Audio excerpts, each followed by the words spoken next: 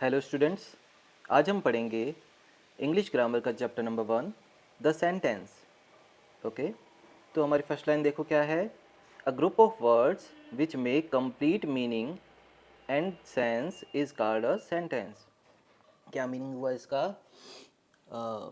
शब्दों का ऐसा समूह, ठीक है ना, ग्रुप ऑफ वर्ड्स, शब्दों का ऐसा समूह जो कि आपको क्या देता है, कंप्लीट मीनिंग देता है, ठीक है ना, एक पूरा अर्थ समझाता है, मीनिंग देता है, उसको हम कहते हैं सेंटेंस, ठीक है।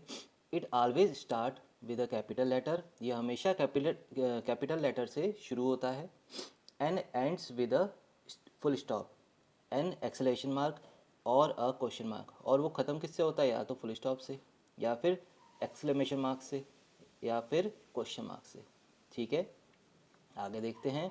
अ sentence has two main parts, sentence के दो पार्ट होते हैं, एक होता है सब्जेक्ट और एक होता है प्रेडिकेट, ठीक है। सब्जेक्ट क्या होता है? It is a noun, noun phrase और प्रोनाउन रिप्रेजेंटिंग द पर्सन और things, or thing that performs the action of the verb or about which something is stated।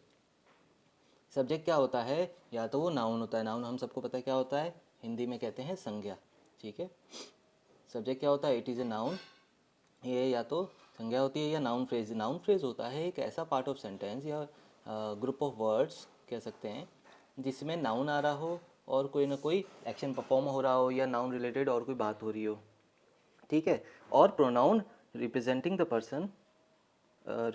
Person और थिंग, या फिर प्रोनाउन, प्रोनाउन भी subject के under ही आता है, pronoun जो कि किसी पर्सन को या किसी चीज़ को रिप्रेजेंट कर रहा हो, ठीक है।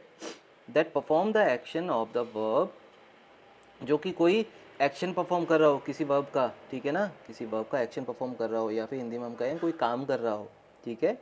और about which something is stated, या फिर जिसके बारे में कोई बात हो रही हो, ठीक है, उसे कहते हैं सब्जेक्ट। तो सब्जेक्ट क्या हो गया? या तो कोई नाउन या नाउन फ्रेज या प्रोनाउन, वो प्रोनाउन जो किसी पर्सन को या थिंग को प्रेजेंट कर रहा हो, ठीक है ना। और सब्जेक्ट क्या हो गया? इट इज़ नाउन, ये कोई तो सब्जेक्ट क्या हो गया? इट इज़ ए नाउन, ये एक नाउन है या नाउन फ्रेज है या फिर प्रोनाउन है या प्रोनाउन होता है जो कि किसी पर्सन या किसी चीज़ को रिप्रेजेंट कर रहा हो, जो कि क्या कर रही हो, कोई काम कर रही हो, कोई वर्ब का एक्शन परफॉर्म कर रही हो, ठीक है, या जिसके बारे में बात हो रही हो। It may be one word और मोर, ये एक वर्ड भी हो सकता है या फिर ज़्यादा वर्ड्स भी हो सकते हैं। जैसे एग्जांपल देखो, विराट कोहली प्लेज क्रिकेट, तो क्रिकेट कौन खेल रहा है? विराट कोहली, ठीक है। विराट कोहली क्या है? नाउन है। नाउन क्या होता है? किसी भी पर्सन का या किसी भी चीज़ का, ठीक है ना, जो भी नाम होता है उसको नाउन कहते हैं, ठीक है। नेम ऑफ पर्सन और थिंग्स और प्लेस आर कॉल्ड नाउन। आगे देखो, शी डांसेज विल, ठीक है, विल नहीं होगा, वेल होगा I think. She dances well, वो अच्छा डांस करती है। तो शी क्या है? प्रोनाउन, और प्रोनाउन क्या है हमारे यहाँ पे? सब्जेक्ट, ठीक है। आगे देखो, अच्छा प्रोनाउन भी आप सबको पता है क्या होता है? प्रोनाउन होता है वो वर्ड्स जो कि नाउन के रिप्लेसमेंट में यूज़ किए जाते हैं, ठीक है। चलो, ऑनेस्टी ऑलवेज पेज, ठीक है, ये क्या है इसमें? ऑनेस्टी क्या है? Subject. And our new car is beautiful, अब न्यू कार क्या है? थिंग है, ठीक है ना, और इसमें बहुत सारे वर्ड्स भी हैं, ठीक है। तो ये हो गया हमारा सब्जेक्ट, ये पूरा हमारा सब्जेक्ट है, आवर न्यू कार, ये पूरा हमारा सब्जेक्ट है। आगे देखो, प्रेडिकेट क्या होता है? बहुत ही आसान है। The part of sentence which contains a verb and tell us about something about the subject is called predicate, ठीक है। सेंटेंस का वो पार्ट जिसमें एक वर्ब होती है, ठीक है ना, और वो हमें क्या बताती है? कुछ ना कुछ सब्जेक्ट के बारे में बता रही होती है, उसको कहते हैं प्रेडिकेट, ठीक है। It may be one word और मैनी वर्ड्स, एक वर्ड भी हो सकता है और बहुत सारे वर्ड्स भी हो सकते हैं। या फिर कई लोग प्रेडिकेट को किस तरह से डिफाइन करते हैं, कई लोग बताते हैं कि किसी भी सेंटेंस में सब्जेक्ट के अलावा जितना भी पोर्शन होता है सेंटेंस का, वो सारा उस सबको प्रेडिकेट कहते हैं, ओके। तो एग्जांपल्स क्या है? रिवर्स फ्लो, रिवर बहती है, तो फ्लो क्या है? प्रेडिकेट। फ्लावर्स ब्लूम, फ्लावर खिलते हैं, ब्लूम क्या है? Predicate. Dogs bark at night, dogs क्या करते हैं, नाइट में बार्क करते हैं, भौंकते हैं, तो बार्क एट नाइट ये क्या है, प्रेडिकेट। ठीक है, इसमें देखो रिवर्स सब्जेक्ट है, फ्लावर सब्जेक्ट है, डॉग सब्जेक्ट है, और बाकी का जो पार्ट है सेंटेंस का वो हो गया आपका प्रेडिकेट। ओके, आगे देख लेते हैं। आगे आ जाती है हमारी एक्सरसाइज। तो इसमें देखो पहला है A, circle in circle the subjects in the following sentences and underline the predicates. सामने आपके बहुत सारे सेंटेंसेस दे रखे हैं, उसमें सब्जेक्ट को सर्कल करना है एंड प्रेडिकेट्स को अंडरलाइन करना है। तो हमें पता है कोई भी नाउन या प्रोनाउन या कोई भी चीज़ के बारे में जिसके बारे में बात हो रही है उन सबको हमें सर्कल करना है, वो होंगे सब्जेक्ट, और बाकी जो पार्ट ऑफ सेंटेंस है उस वो होगा हमारा प्रेडिकेट। तो क्या करेंगे हम, यू आर, फर्स्ट देखो you are wasting your time here, तुम अपना टाइम वेस्ट कर रहे हो, तो यू क्या हो गया, यू हमारा हो गया सब्जेक्ट और बाकी का जो पार्ट है वो हो गया प्रेडिकेट। ओके, इसी तरह से Shruti and Monica are playing chess, तो श्रुति एंड मोनिका क्या हो गया, हमारे सब्जेक्ट्स हो गए। The sky has dark clouds, sky में डार्क क्लाउड्स हैं, गहरे बादल हैं, घने बादल हैं, या फिर गहरे कलर के बादल हैं, तो स्काई क्या हो गया हमारा सब्जेक्ट और बाकी का पोर्शन क्या हो गया प्रेडिकेट। इसी तरह से आप सारे सॉल्व कर सकते हैं, यहाँ पे सॉल्व करके दिए हुए मैंने, एंड कोई समझ में नहीं आए तो आप मुझसे पूछ भी सकते हैं।